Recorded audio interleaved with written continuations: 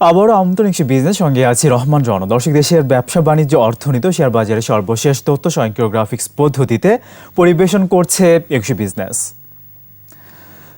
দর্শক, আপনারা জানেন ঢাকা ও চিটাগং স্টক এক্সচেঞ্জ দুজন প্রতিনিধি রয়েছেন। ডিএসসিতে আছেন মাহবুব রহমান এবং সিসিতে আছেন রাজিউর রহমান। চলে যাচ্ছি তাদের কাছে।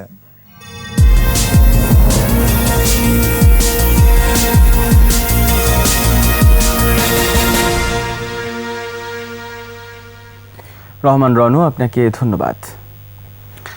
এই মুহূর্তে দেখা যাচ্ছে ঢাকা স্টক এক্সচেঞ্জে কিছুটা উঠানামার মধ্য দিয়ে চলছে লেনদেন, কিছুটা পজিটিভ ট্রেন্ডে রয়েছে এই মুহূর্তে ইন্ডেক্সগুলো। দেখা যাচ্ছে ডিএসসির প্রধান ইন্ডেক্সটি এই মুহূর্তে 1 পয়েন্ট পজিটিভ অবস্থানে রয়েছে, অবস্থান করছে 3963 পয়েন্টে। এসি ইন্ডেক্সটি ব্রেক ইভেন পয়েন্টে রয়েছে 918 পয়েন্টে অবস্থান করছে এবং 30 ইন্ডেক্সটিও 1 পয়েন্ট পজিটিভ অবস্থানে রয়েছে। দিনের এই মুহূর্তে অবস্থান করছে 1330 পয়েন্টে।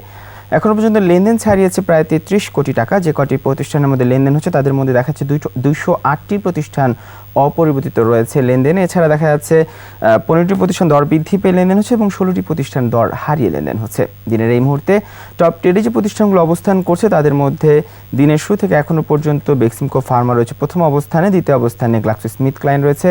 এছাড়া পরবর্তী অবস্থানগুলোতে রয়েছে মেঘনা পেট্রোলিয়াম, রয়েছে central pharma, Beximco square Pharma, Grameenphone এবং রেকেট ব্যাংকিজার। এদিকে শতাংশের দিক দিয়ে সবচেয়ে বেশি দর বৃদ্ধি পেয়ে লেনদেন হচ্ছে বেক্সিমকো সিনথেটিকের, 10% দর বৃদ্ধি পেয়ে লেনদেন হচ্ছে এই মুহূর্তে প্রতিষ্ঠানটি। পরবর্তী অবস্থানগুলোতে রয়েছে প্রাইম ইন্স্যুরেন্স, রয়েছে PF first mutual fund, ICB ইসলামী ব্যাংক লিমিটেড, বিডি ওয়েল্ডিং এবং সেন্ট্রাল ফার্মাসিউটিক্যালস। এদিকে শতাংশের দিক দিয়ে সবচেয়ে বেশি দর হারিয়ে লেনদেন হচ্ছে মেঘনা সিমেন্টের। দেখা যাচ্ছে এই মুহূর্তে 3.07% দর হারিয়ে লেনদেন হচ্ছে প্রতিষ্ঠানটি।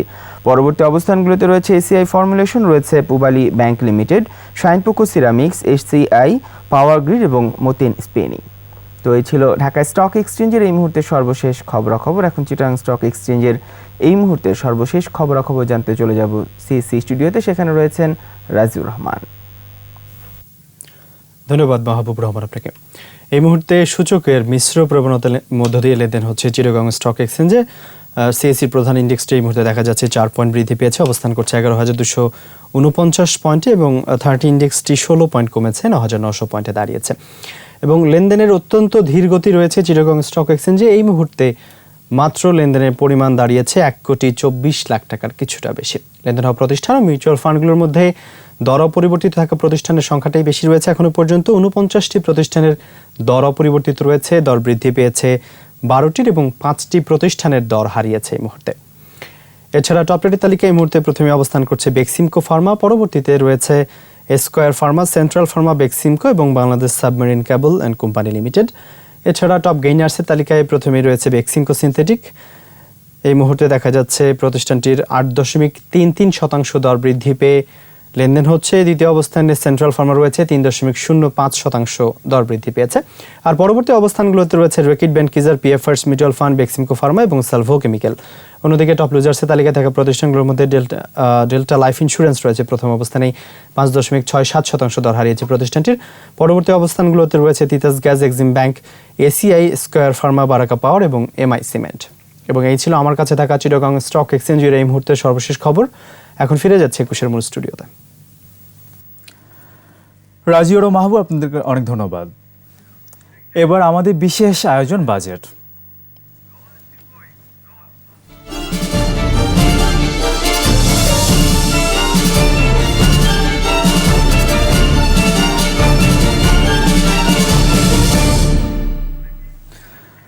বাজেটকে কেন্দ্র করে প্রতি বছরই কর ছাড়ের দাবি থাকে ব্যবসায়ী উদ্যোক্তাদের। এর মধ্যে কর্পোরেট ট্যাক্স অন্যতম। গত বাজেটের আগে দাবি থাকলেও কমানো হয়নি কর্পোরেট ট্যাক্স। এবার করোনা মহামারীতে সার্বিক ব্যবসা কার্যক্রম ক্ষতিগ্রস্ত হয়, ট্যাক্সে ছাড় দেওয়ার দাবি ব্যবসায়ীদের। তহিদুর রহমানের রিপোর্টে বিস্তারিত। প্রতিবছর কোম্পানির বড় একটি অংশ সরকারের কোষাগারে জমা হয় কর্পোরেট ট্যাক্স হিসেবে। বৈশ্বিক করোনা মহামারীর কারণে বিশ্বের ব্যবসা বাণিজ্য স্থবির। বাংলাদেশেও এই বাস্তবতার বাইরে নয়। তাই আসছে বাজেটে কর্পোরেট ট্যাক্সে খানিকটা ছাড় চাচ্ছেন ব্যবসায়ীরা। মোবাইল অপারেটররা বাংলাদেশে 45% হারে কর্পোরেট ট্যাক্স দেয়, যা ভারতে 22%, পাকিস্তান এবং নেপালে 30%, শ্রীলঙ্কায় 28% এবং আফগানিস্তানে 20%। আমরা কর্পোরেট ট্যাক্সকে দেশের অন্যান্য শিল্পের মতো যৌক্তিক হারে করার জন্য অনুরোধ করেছি। রিইনভেস্টমেন্ট করার জন্য আর ওয়ার্কিং ক্যাপিটালকে ক্যাশ ফ্লো ঠিক রাখার জন্য এইবার আমরা মনে করছি সরকার যদি সামনে যে বাজেট আসবে এখানে কর্পোরেট ট্যাক্স কমানোর ক্ষেত্রে ওনারা বিবেচনা করতে পারে। পুঁজিবাজারের বাইরে থাকা ব্যাংক, বিমা, মোবাইল অপারেটর সহ অন্যান্য কোম্পানির কর্পোরেট ট্যাক্সের হার তালিকাভুক্ত প্রতিষ্ঠানের চেয়ে বেশি। পুঁজিবাজারে তালিকাভুক্ত কোম্পানিগুলো কর্পোরেট ট্যাক্সে কিছুটা ছাড় পেয়ে থাকে। এবার তাদের দাবি একটু বেশি ছাড়ের। উদ্যোক্তারা বলছেন, চলমান সংকটে কোম্পানিগুলোর আর্থিক সক্ষমতা বাড়াতে আগামী বাজেটে কর ছাড়ের উদ্যোগ থাকা জরুরি। এনবিআর-এ ইতিমধ্যেই কিন্তু আমরা বাজেট নিয়ে অপারেটররা প্রস্তাব দেওয়া হয়েছে। আমরা আশা করছি বিষয়গুলি বিবেচনা করে কর্তৃপক্ষ এই ব্যাপারে সিদ্ধান্তটি সঠিকভাবে নেবেন। সরকার ঘোষিত আর্থিক প্রণোদনা প্যাকেজের পাশাপাশি আসন্ন বাজেটে কর কাঠামোতে ছাড় পেলে সংকট মোকাবেলা সহজ হবে বলে জানান উদ্যোক্তারা। তৌহিদুর রহমান, 21 টেলিভিশন, ঢাকা। দর্শক, এখন রয়েছে দেশের ব্যবসা বাণিজ্য আসন্ন বাজেট নিয়ে বিশেষ আলোচনা। আর এই আলোচনার জন্য আমাদের সঙ্গে যুক্ত হচ্ছেন Dhaka chamber of commerce and industries DCCI president এবং শাসা ডেনিমস লিমিটেডের ব্যবস্থাপনা পরিচালক শামস মাহমুদ। শামস মাহমুদ, আমাদের এই আয়োজন আপনাকে স্বাগতম। ধন্যবাদ আপনাকে। আমরা আজকে আরএমজি সেক্টর সেই সাথে আসন্ন বাজেট নিয়ে কথাও বলবো। তার আগে একটু জানতে চাচ্ছি, করোনার এই দুর্যোগে সার্বিক ব্যবসা বাণিজ্য আপনি কিভাবে দেখছেন? ব্যবসা বাণিজ্য তো এখন আমরা তো সবাই নতুন একটা পরিস্থিতির মধ্যে দিয়ে যাচ্ছি। তো এখানে একটা জিনিস ব্যবসায়ী হিসাবে আমাদের যেটা উপলব্ধি করতে লাগবে ওটা হলো যে আগের যে সেট প্রেসক্রিপশন গুলো ছিল, আমরা যদি কোনো বাধার সম্মুখীন হতাম ওটা কিন্তু এবার কাজ করবে না। তো আমাদের একটু আউটসাইড দ্য বক্স চিন্তা করতে লাগবে। আর আমরা যদি ওভারঅল ইকোনমি দেখি, সবাই কিন্তু আমরা এফেক্টেড। এখানে কুটির থেকে শুরু করে বড় যারা আছে সবাই আমরা এফেক্টেড। তো আবার এটাও আমাদের বিবেচনা করতে রাখবে যে আমাদের যে রিসোর্স এটা কিন্তু লিমিটেড। বাংলাদেশ আমাদের কিন্তু আনলিমিটেড রিসোর্সেস নাই।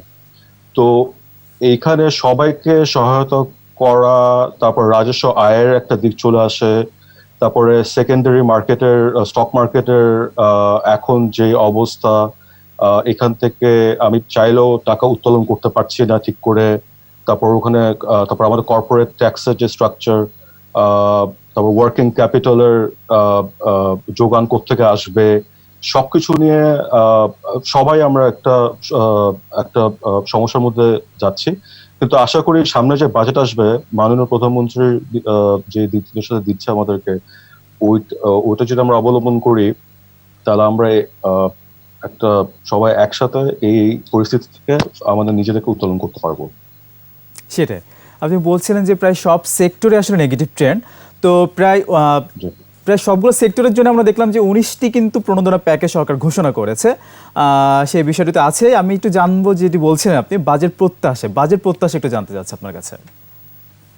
বাজেটে যেমন আমরা চাচ্ছি, প্রথমত এখানে এমএসএমই যারা এসএমই সেক্টর স্পেশালি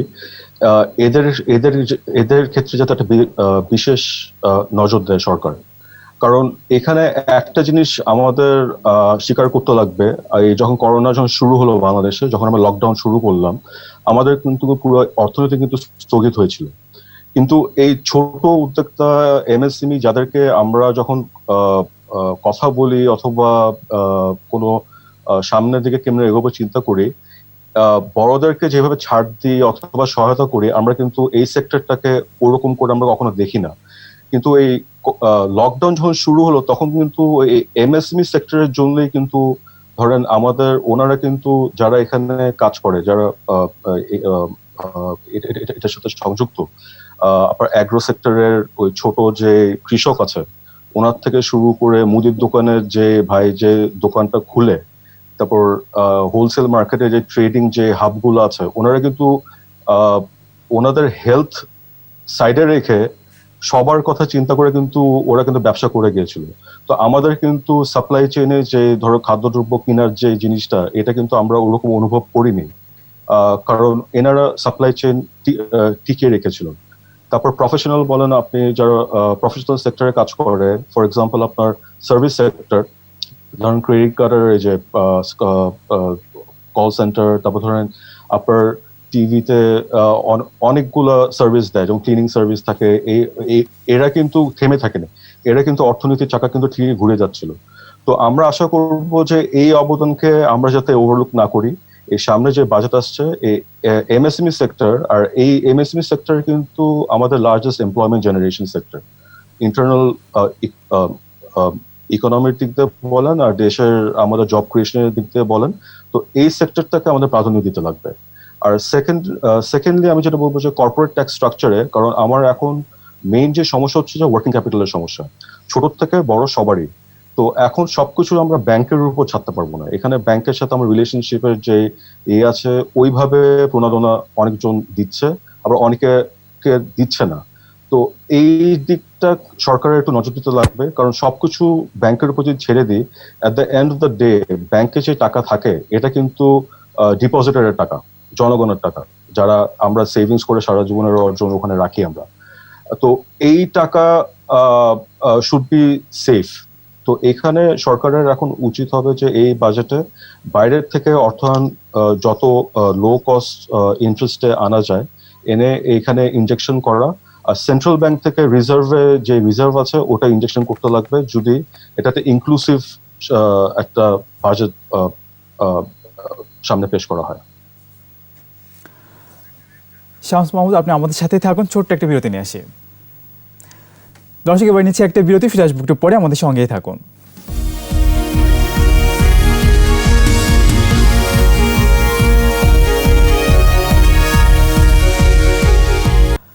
আবার স্বাগত কৃষি বিজনেসে। দর্শক, বিরতির আগে দেশের ব্যবসা বাণিজ্য আসন্ন বাজেট নিয়ে কথা বলছিলাম। Dhaka chamber of commerce and industries DCCR president এবং শাসা ডেনিমস লিমিটেডের ব্যবস্থাপনা পরিচালক শামস মাহমুদের সঙ্গে আবার ফিরছি সে আলোচনায়। শামস মাহমুদ, আমরা বিরতির আগে সার্বিক ব্যবসা বাণিজ্য করোনা পরিস্থিতিতে কেমন সেটা জানছিলাম। একটু জানবো যে আমরা তো জানি পুরো বিশ্বই আসলে করোনায় আক্রান্ত, সেক্ষেত্রে অনেক প্রবাসী বাঙালি কিন্তু দেশে ফিরে আসতে বাধ্য হবেন। সেক্ষেত্রে আসলে তাদের জন্য কি করা উচিত, কি করা যেতে পারে, কি মনে করেন আপনি? এটা একটা ভালো একটা প্রশ্ন করেছেন।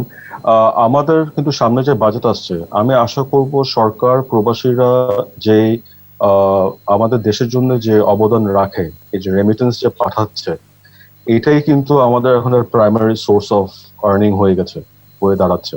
তো ওনারা আপনারা জানেন যে পেট্রোলের ডলার দাম কমে গেছে ওয়ার্ল্ড ওয়াইড। তো ওইটার জন্য যেটা হবে যে মিডল ইস্টে যে কনস্ট্রাকশন সেক্টরে যারা নিয়োজিত ছিল, তারপরে এখানে ওইটার সাথে রিলেটেড যে ইন্ডাস্ট্রিগুলো, যেমন hospitality industry to some extent is related, ওইটার ডিমান্ড একটু কমে যাবে। যেহেতু কমে যাবে, আমরা সংবাদপত্রে যেটা দেখছি যে ওনারা অনেকে চাকরি হারাচ্ছেন। তারপর মালয়েশিয়া থেকেও বলেন, ইয়ের থেকে বলেন, অনেকে এখানে এখন চলে আসছে। তো আমরা আশা করব সরকার যাতে সামনে যে বাজেট দিবে ওনাদের কথা একটু যদি বিশেষভাবে বিবেচনা করে, ওনাদের কর্মসংস্থান যাতে আবার ওরা কেমনে করে দেশের ভিতরে এখন নতুন করে এসে সম্পৃক্ত হবে, এটার ব্যাপারে যাতে ওনারা নজর দেয়। আর যদি পারে, গত বছর মাননীয় অর্থমন্ত্রী একটা ভালো উদ্যোগ নিয়েছিলেন যে ইনসেন্টিভের ব্যাপারে, ওনাদের যে রেমিটেন্স ওটার একটা ইনসেন্টিভ ওনারা সরকার দেওয়া শুরু করে, ওইটার পরে আমরা দেখতে পারি যে রেমিটেন্সের ইনফ্লোটা একটু বেড়ে যায়।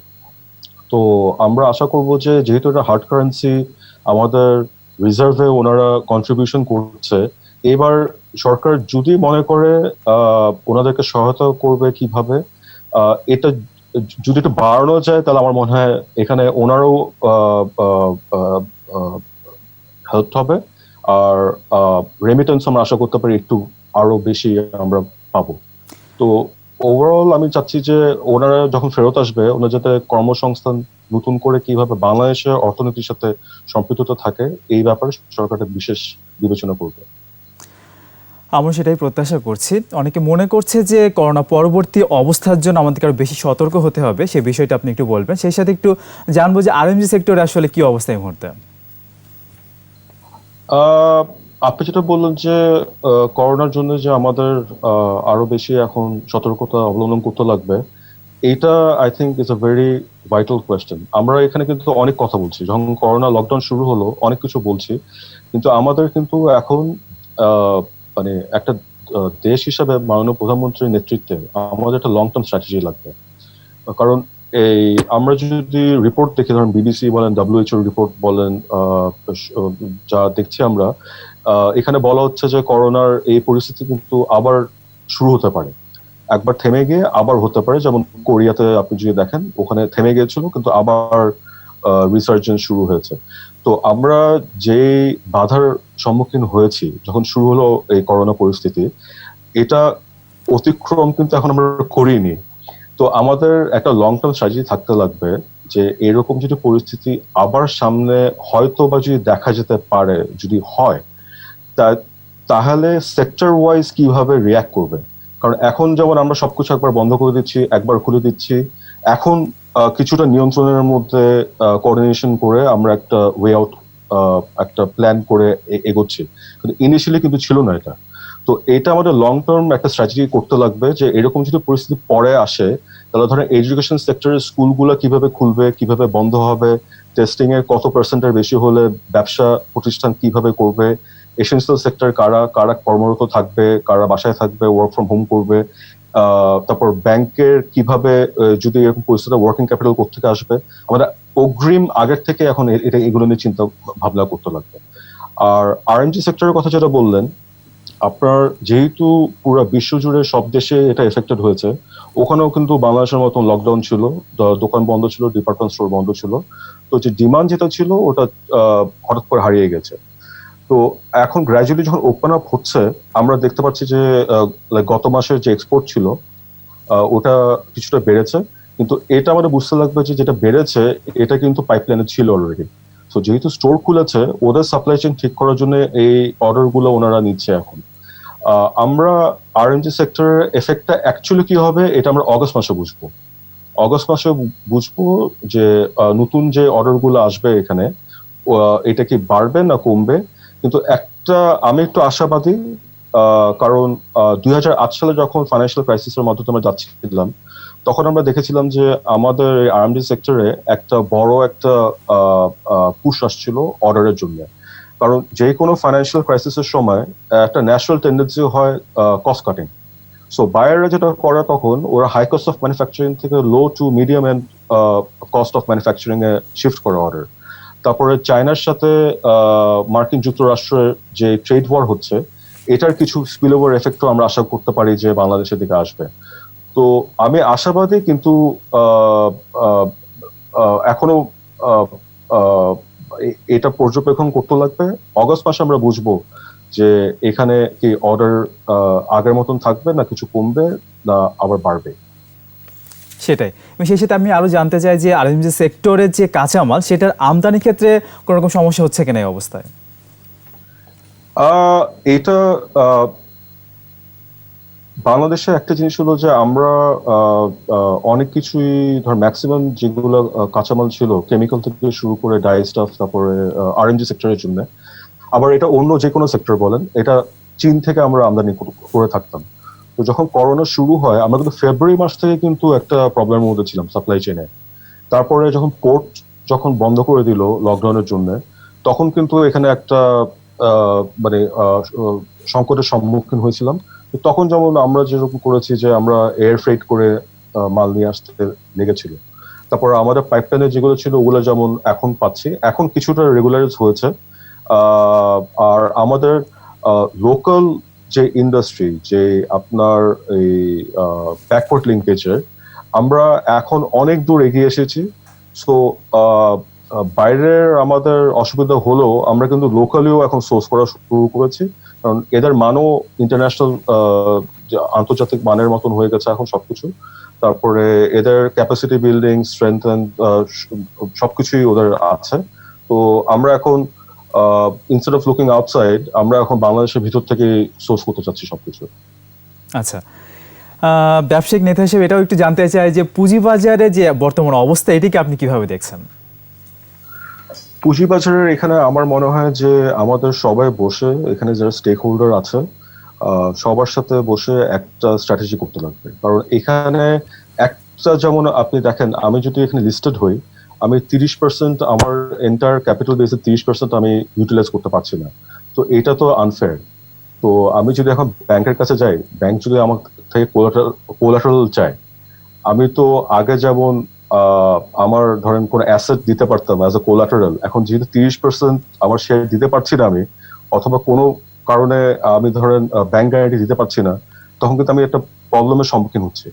তো এইটা needs to B addressed structural একটা ওয়েতে। আর আরেকটা জিনিস হলো যে এখানে কর্পোরেট ট্যাক্সের যে অলরেডি একটা বিশেষ ইয়ে আছে যে 10% কম, 25%-এর জায়গায় 25% আমরা কর্পোরেট ট্যাক্স দিয়ে থাকি। এটাকে সরকার যদি আরেকটু কমাতে পারে, তাহলে আমার মনে হয় যে এখানে ভালো যে লোকালি গত 4-5 বছরে যেসব কোম্পানি গড়ে উঠেছে, ওনারাও এখানে আসার জন্য উৎসাহিত বোধ করবে। এবং সেকেন্ডারি মার্কেটের একটা জিনিস আমাদের করতে লাগবে যে bond market has to B develop. Bond market has to B develop. এখানে বন্ডের অনেক স্ট্রাকচার করা যায়। আমরা ইন্টারনাল রিসোর্স থেকেই সরকার যদি একটা ইয়ে করে যে আমি যদি বন্ডে ইনভেস্ট করি, তাহলে এখানে আমি ওই পরিমাণ অ্যামাউন্টে ধরেন ট্যাক্স একটা ইনসেন্টিভ পাবো অথবা কিছু পাবো, তখন কিন্তু সরকার এখন যেমন ব্যাংকের উপর যে চাপটা আছে আপনার ক্যাপিটাল ইনজেকশন করার জন্য ইকোনমিতে অথবা টাকা উঠানোর জন্য, তখন কিন্তু বন্ড মার্কেট থেকে ওনারা করতে পারবে। আর এখানে ব্যবসায়িক যারা আছি, তারপরে আমরা যারা পুঁজিবাড়ির ইনভেস্টমেন্ট করি, আমরাও কিন্তু ওখানে কিছু ইনভেস্টমেন্ট করে একটা ভূমিকা রাখতে পারবো। অ্যান্ড ওভারঅল এটা আমার মনে হয় যে স্টক মার্কেটকে ভাইব্রেন্ট করবে। সেটা আমরা প্রত্যাশা করছি। সেই সাথে প্রত্যাশা করছি যে আপনাদের মতো ব্যবসায়ী নেতাদের হাত ধরেই অনেক এফডিআই আমাদের এখানে আসবে এই পরিস্থিতিতে। সেই প্রত্যাশা নিয়ে শেষ করছি। আপনাকে অনেক ধন্যবাদ আমাদেরকে সময় দেওয়ার জন্য। ধন্যবাদ আপনাকে। দর্শক, এতক্ষণ দেশের ব্যবসা বাণিজ্য আসন্ন বাজেট নিয়ে কথা বলছিলেন Dhaka chamber of commerce and industries DCCR president এবং শাসা ডেনিমস লিমিটেডের ব্যবস্থাপনা পরিচালক শামস মাহমুদ। দর্শক, নিচ্ছি আরও একটা বিরতি। বেলা 1:30 আবার ফিরে আসবো কিছু বিজনেসে আরও আয়োজন নিয়ে। আমাদের সঙ্গেই থাকুন।